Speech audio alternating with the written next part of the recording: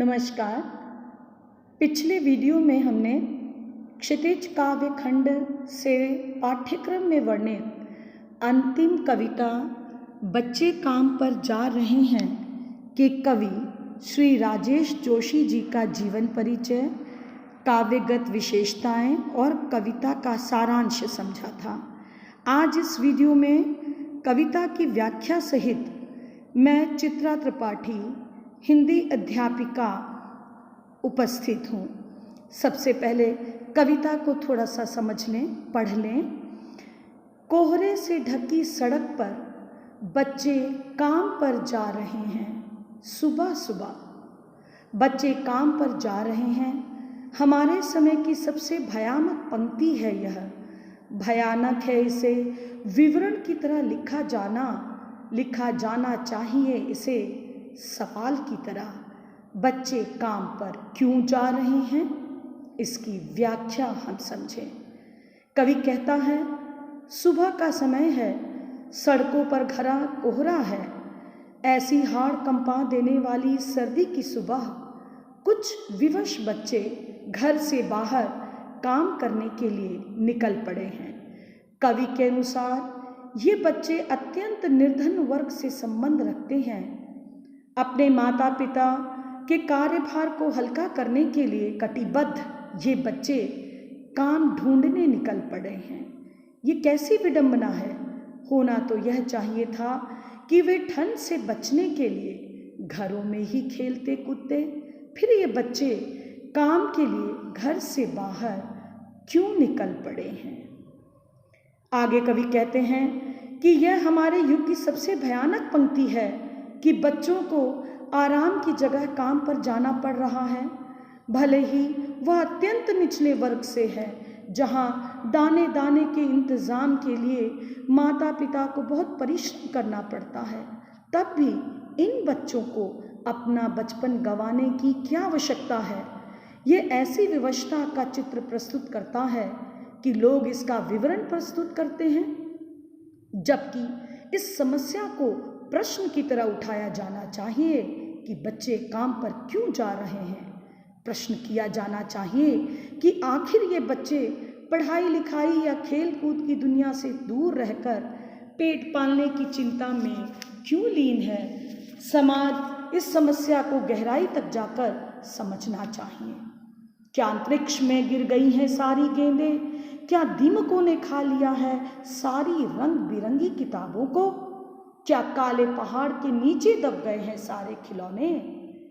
क्या किसी भूकंप में ढह गई हैं? क्या किसी भूकंप में ढह गई हैं सारे मदरसों की इमारतें? क्या सारे मैदान, सारे बगीचे, घरों के आंगन एकाएक खत्म हो गए हैं? व्याख्या।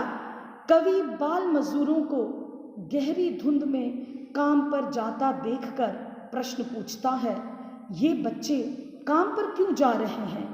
क्या इनके खेलने के लिए अब गेंदें नहीं रही?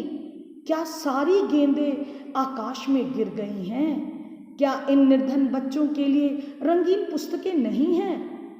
क्या पुस्तकों को दीमक चाट गई? बच्चों के खेलने के लिए जो खिलौने थे वह इनके लिए समाप्त हो गए हैं।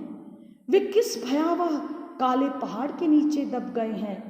जब विद्यालयों की ऊंची इमारतें धनिक वर्ग के बच्चों के लिए खुली रहती हैं, तब क्या वही किसी भूकंप के कारण वो इमारतें इन बच्चों के लिए ढह गई हैं? बाग बगीचे, घर के खुले आंगन जो बाहें पसारे अन्य बच्चों के लिए प्रतीक्षा में खुले हैं, उनकी बाहें इन श्रमिक बच्चों के लिए सिमट गई हैं। इन तक सारी सुविधाएं पहुंचने से पहले नष्ट क्यों हो गई हैं? कवि को यह प्रश्न परेशान करता है। कवि आगे कहता है, तो फिर बचा ही क्या है इस दुनिया में? कितना भयावह होता अगर ऐसा होता। भयानक है, लेकिन इससे भी ज्यादा यह कि हैं सारी चीजें हस्ब मामूल, पर दुनिया की हजारों सड़कों से गुजरते हुए बच्चे, बहुत छोटे छोटे बच्चे काम पर जा रहे हैं। कवि आगे यह बताता है कि अगर इस संसार में बच्चों के खेलने के लिए गेंदें, रंगीन पुस्तकें, खिलौने, विद्यालय, मैदान, बगीचे और आंगन न रहे तो फिर संसार का लाभ ही क्या है। ऐसी दुनिया बेकार है जिसमें बचपन रूपी कली को खिलने का अवसर नहीं मिलता।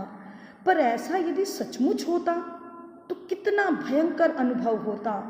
परंतु सच तो यह है कि सारी चीज़ें संसार में उपलब्ध हैं, फिर भी देश के उपेक्षित वर्ग के ये बच्चे इनसे वंचित हैं। बच्चे पढ़ने लिखने की बजाय, खेलने कूदने की बजाय काम धंधा करने के लिए विवश हैं। दुनिया की हजारों सड़कों पर नन्हे नन्हे बच्चे काम काज करने के लिए, घर से बाहर मजदूरी करने के लिए निकल रहे हैं। वे मजदूरी करने को विवश हैं और यह सचमुच चिंता की बात है। तो बच्चों, अंत में मानो कवि हम समाज के लोगों का ध्यान इस ओर आकृष्ट करना चाहते हैं कि इस वर्ग के इन बच्चों के बचपन को बचाने का नैतिक दायित्व सरकार के साथ साथ हमारा भी होना चाहिए। यथासंभव प्रयासों के द्वारा इनकी दशा सुधारने की ओर हम सब मिलकर कदम बढ़ाएं। आशा करती हूँ कविता समझ में आ चुकी होगी।